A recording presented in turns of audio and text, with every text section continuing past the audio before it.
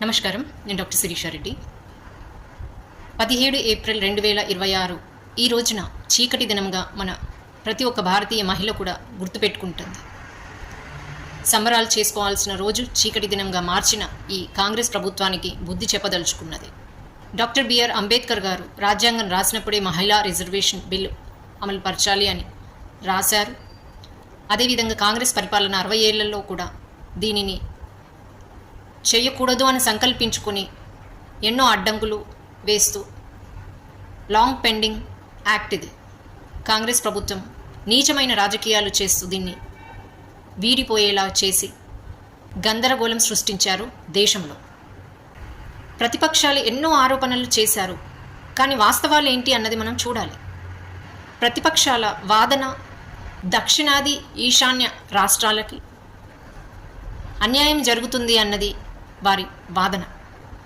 సీట్లు తగ్గుతాయని, కానీ వాస్తవంగా చూస్తే సీట్ల పునర్విభజన మాత్రం పాపులేషన్ బేస్డ్ జనాభా లెక్కల ఆధారంగానే విభజించబడుతుంది, పునర్విభజన జరుగుతుంది అని క్లుప్తంగా ఏ ప్రాంతానికి కూడా అన్యాయం జరగదు అని మరీ క్లియర్గా చెప్పడం జరిగింది.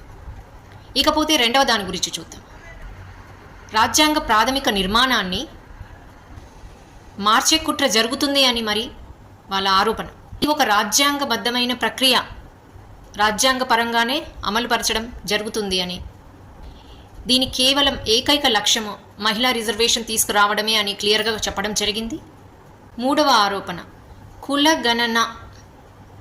కులగణన లేకపోవడం వల్ల మహిళా బిల్లు పనికిరాదు అన్న ఆరోపణ. మహిళా రాజకీయ ప్రాతినిధ్యాన్ని పెంచే చట్టం ఇది, కుల సమస్యకి దీనికి సంబంధం లేదు అని మనం క్లియర్గా చెప్పడం జరిగింది.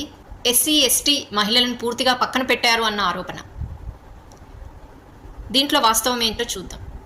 ఈ రిజర్వేషన్ బిల్లో ఎస్సీ ఎస్టీలను కూడా ఇంక్లూడ్ చేశాం, మనం పక్కన పెట్టలేదు, కన్సిడర్ చేస్తాం అని సభలో ఎక్స్ప్లెయిన్ చేయడం జరిగింది.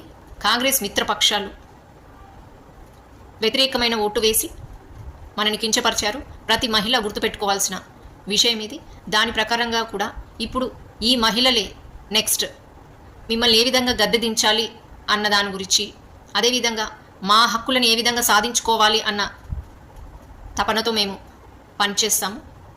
ఆ రోజు నరేంద్ర మోడీ గారు ఒక మాట చెప్పారు, 400 పార్ తీసుకొని వచ్చుంటే ఇప్పుడు మనకి ఈ చిన్న చిన్న విషయాలలో అడ్డంకులు రాకపోయేది.